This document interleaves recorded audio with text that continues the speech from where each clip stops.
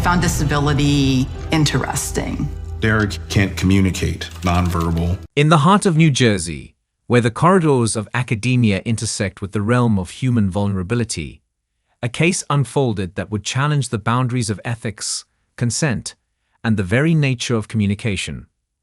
At the center of this storm was Anna Stubblefield, a renowned professor whose groundbreaking work on disability and ethics would soon collide with a controversial and deeply personal scandal. This is the story of how academic ambition, unconventional methods, and a desperate search for connection led to a legal battle that captivated and divided public opinion. Rutgers University, an institution synonymous with intellectual rigor and progressive thought, was home to some of the brightest minds in the country. Among them was Anna Stubblefield, a philosophy professor whose expertise in ethics, disability, and social justice had made her a prominent figure. Known for her passionate lectures and thought-provoking papers, Anna was celebrated for her dedication to exploring the complexities of human experience and advocating for marginalized communities. Anna Stubblefield, a respected professor of philosophy at Rutgers, Anna's academic career was marked by a relentless pursuit of social justice. Her work focused on the ethical treatment of marginalized groups and the intersections of race and disability. Despite her professional success, Anna's personal life was marked by challenges, including balancing her career with raising 2 children as a single mother. DJ, a man in his 30s with severe cerebral palsy, DJ was nonverbal and had limited physical mobility. His condition had prevented him from expressing himself effectively through conventional means, leading his family to seek innovative methods to facilitate communication. DJ was intellectually sharp and had a strong desire to connect with others, despite the barriers imposed by his condition. DJ's family, particularly his mother, were deeply invested in his well-being. Their protective nature stemmed from years of exploring various therapies and communication methods, many of which had failed to deliver meaningful results.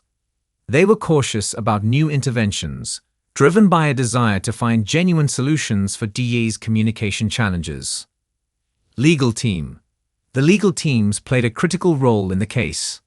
The prosecution sought to present Anna as an exploitative figure who took advantage of a vulnerable individual. The defense team aimed to defend Anna's actions, arguing that the facilitated communication method allowed DJ to express his true desires and intentions. Colleagues and experts. A diverse group of academics and professionals weighed in on the case, offering their perspectives on the validity of facilitated communication and the ethical implications of Anna's actions. Their testimonies added depth and complexity to the legal proceedings. Anna Stubblefield's academic journey was marked by a passion for challenging conventional wisdom and advocating for social justice. After earning her PhD in philosophy, she joined Rutgers University, where she quickly established herself as a leading voice in her field. Research focused on ethics, disability, and social justice, addressing issues that were often overlooked by mainstream scholarship. Anna's dedication to her work was matched by her commitment to her family. As a single mother, she juggled the demands of her career with the responsibilities of raising 2 children. Her work often consumed much of her time, leaving little room for personal pursuits. Despite the challenges, Anna found fulfillment in her academic achievements and her efforts to promote social change. DJ had been born with severe cerebral palsy, a condition that significantly impaired his ability to move and communicate. From a young age, he had relied on his family for support and care. His condition prevented him from speaking or using conventional communication devices effectively. Despite these challenges, DJ was intellectually engaged and had a strong desire to connect with others. DJ's family had explored various methods to improve his communication, including speech-generating devices and traditional therapies. Each attempt had yielded limited success, leading them to be cautious about new interventions. Their protective nature stemmed from their experiences with failed therapies and their commitment to ensuring DJ's well-being. Facilitated communication, FC, was a controversial method that involved a facilitator supporting the hand or arm of a person with severe communication impairments, helping them to type or point to letters and symbols. The method had been debated extensively, with critics arguing that it often reflected the facilitator's thoughts rather than the person's. Proponents, however, believed it was a breakthrough that could unlock new forms of communication for individuals with severe disabilities. Anna Stubblefield had encountered FC through a colleague who was passionate about its potential. Intrigued by the possibility of allowing individuals like DJ to express themselves more fully, Anna decided to incorporate FC into her work.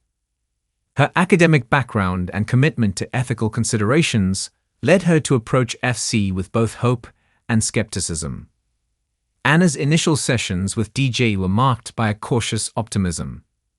The process required patience and precision as Anna guided DJ's hand towards a keyboard, helping him to form words and sentences. The early sessions were slow and methodical, with both Anna and DJ's family observing the process closely. As the sessions continued, Anna began to notice patterns in DJ's responses. He appeared to communicate coherent thoughts and emotions, and his messages conveyed a desire for greater connection and understanding. Anna meticulously documented each session, analyzing the messages and interpreting them as genuine expressions of DJ's thoughts and feelings. Despite the initial skepticism from DJ's family, Anna's dedication and the early successes of the sessions led them to cautiously support the use of FC. They hoped that this method might finally provide a means for DJ to express himself more effectively. As Anna and DJ's sessions progressed, their relationship evolved from a professional interaction to a more personal connection. Anna found herself deeply moved by the emotional expressions she perceived through FC.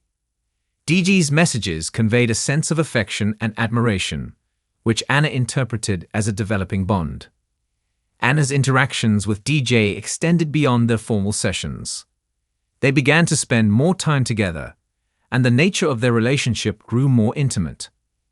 Anna believed that DJ was expressing a desire for emotional and physical closeness through FC, interpreting his messages as indications of mutual feelings. The perceived emotional connection between Anna and DJ led them to engage in a physical relationship. Anna described their encounters as consensual and driven by a deep emotional bond. She maintained that DJ had communicated his consent through FC and that their relationship was a natural extension of their connection. Anna's belief in the authenticity of DJ's communications led her to pursue a physical relationship with him. She viewed their encounters as a mutual expression of affection and desire, interpreting DJ's messages through FC as genuine indications of his consent. The intimate nature of their relationship was kept private, concealed from DJ's family and the public. Anna believed that her actions were in accordance with DJ's wishes, and that their relationship was a meaningful and consensual expression of their connection. DJ's family became aware of the nature of the relationship when they noticed significant changes in his behavior and emotional state. The family, already cautious about new interventions, grew concerned about the implications of Anna's interactions with DJ. They observed signs of emotional distress and changes in DJ's demeanor, which led them to question the nature of his relationship with Anna. Upon confronting Anna, DJ's family expressed their concerns about the ethical and legal implications of the relationship. They questioned whether DJ could have given informed consent and whether Anna had exploited his vulnerability. Feeling that DJ's rights had been violated, they decided to pursue legal action against Anna. The legal proceedings were marked by intense scrutiny and public interest. Anna was charged with sexually assaulting DJ, and the case became a focal point for debates on consent, disability rights, and the validity of facilitated communication.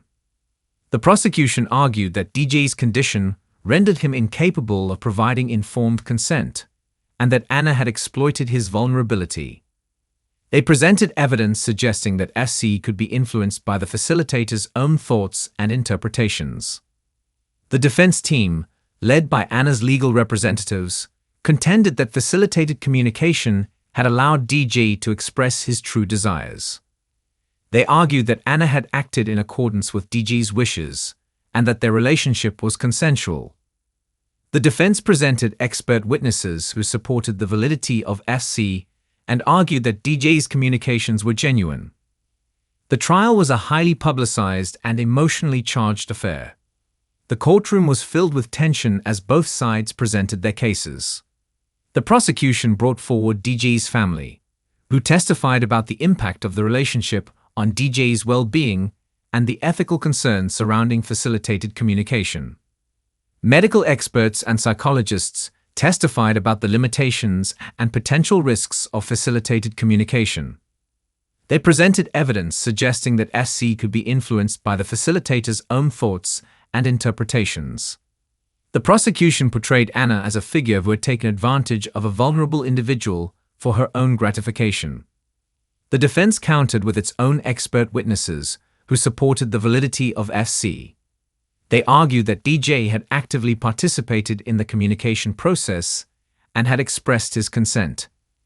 Anna took the stand, passionately defending her actions and insisting that she had acted in accordance with DJ's wishes. After weeks of emotional testimony and legal arguments, the jury reached a verdict. Anna Stubblefield was found guilty of sexual assault. The verdict was met with mixed reactions from the public and academic community. Supporters of Anna argued that she had been unfairly targeted, while critics felt that justice had been served for the exploitation of a vulnerable person. Anna was sentenced to 12 years in prison, a decision that had a profound impact on her life and career. The sentencing was a culmination of a highly charged legal battle and marked the beginning of a new phase in the case. Anna's legal team filed an appeal, challenging the fairness of the trial and seeking to overturn the conviction. They argued that procedural errors and new evidence regarding facilitated communication warranted a new trial. The appeal process involved detailed arguments about the admissibility of evidence and the conduct of the original trial. In 2017, the appeal was successful, and Anna's conviction was overturned. The decision to grant a new trial was met with mixed reactions. Some saw it as a chance to correct potential errors in the original trial, while others viewed it as a continuation of a controversial case. In 2018, Anna chose to accept a plea deal, which involved pleading guilty to lesser charges in exchange for a reduced sentence. The plea deal was a pragmatic decision, reflecting the complex legal and emotional landscape of the case. Anna was sentenced to 5 years in prison, with credit for time already served. The plea deal closed a tumultuous chapter in Anna's life, but the case continued to spark debate and reflection on the ethical and legal dimensions of facilitated communication and the nature of consent. The case of Anna Stubblefield remained a topic of discussion and analysis in academic and legal circles. It prompted widespread debate about the limitations and potential abuses of facilitated communication, as well as the ethical responsibilities of professionals working with vulnerable individuals. Anna's case became a cautionary tale about the complexities of consent and the importance of maintaining professional boundaries in therapeutic and academic settings. The story of Anna Stubblefield served as a poignant reminder of the challenges and responsibilities inherent in the pursuit of social justice and the need for rigorous ethical standards in all aspects of human interaction. DJ and his family continued to navigate the aftermath of the case. While the legal proceedings had brought attention to their plight, they also faced the ongoing challenges of DJ's condition and the need to find effective communication methods. The case had a profound impact on their lives, reshaping their perspectives on trust, advocacy, and the complexities of disability. The legacy of the case extended beyond the immediate legal outcomes.